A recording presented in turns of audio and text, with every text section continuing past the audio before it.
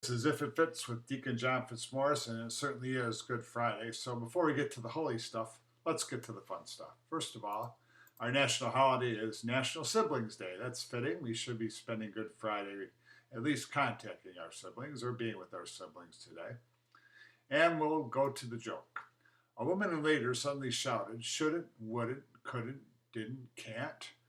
And the response is, don't worry, said the doc. Those are just contractions. Oh, my goodness. Well, our saint of the day is St. Magdalene of Canossa, so let's hear about her from Franciscan Media. This is Franciscan Media's Saint of the Day for April 10th. Today we celebrate St. Magdalene of Kenosha. Wealth and privilege did nothing to prevent today's saint from following her calling to serve Christ in the poor, nor did the protests of her relatives concerned that such work was beneath her. Born in northern Italy in 1774, Magdalene knew her mind and spoke it. At age 15, she announced she wished to become a nun.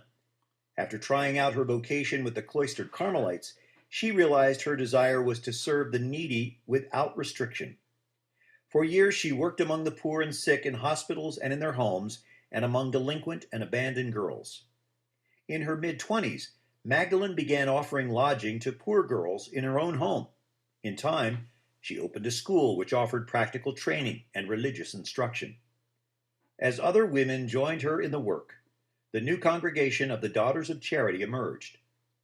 Members of the new religious congregation focused on the educational and spiritual needs of women. Magdalene also founded a smaller congregation for priests and brothers. She died in 1835. Pope John Paul II canonized her in 1988. Our gospel of the day, of course, is the Passion according to John, so make sure that you find some time to read and pray on that on your own. And now for our reflection.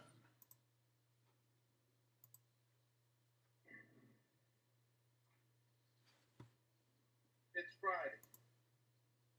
Jesus is praying. Peter's asleep. Judas is betraying. But Sunday's coming. It's Friday. Pilate's struggling. The council is conspiring. The crowd is vilified. They don't even know that Sunday's coming. It's Friday. The disciples are running like sheep without a shepherd. Mary's crying. Peter is denying. But they don't know that Sundays are coming. It's Friday. The Romans beat my Jesus. They robe him in scarlet. They crown him with thorns. But they don't know that Sunday's coming. It's Friday.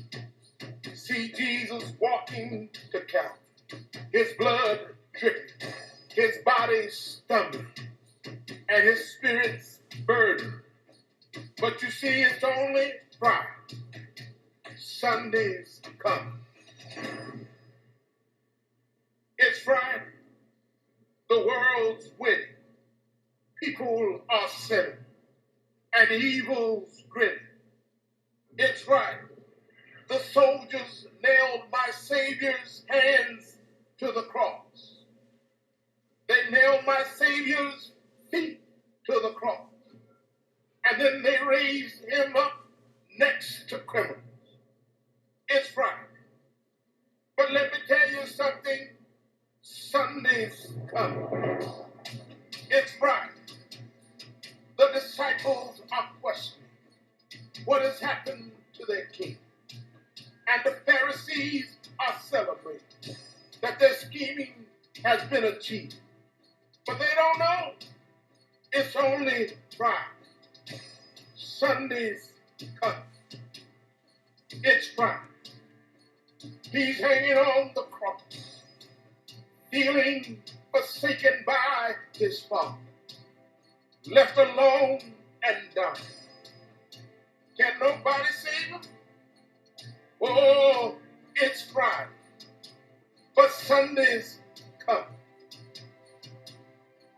It's Friday, the earth trembles, the sky grows dark, my King yields his spirit.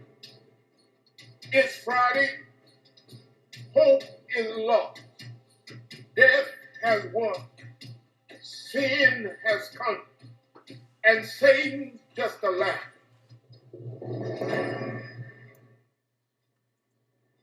It's Friday. Jesus is buried. A soldier stands guard, and a rock is rolled into place. But it's Friday.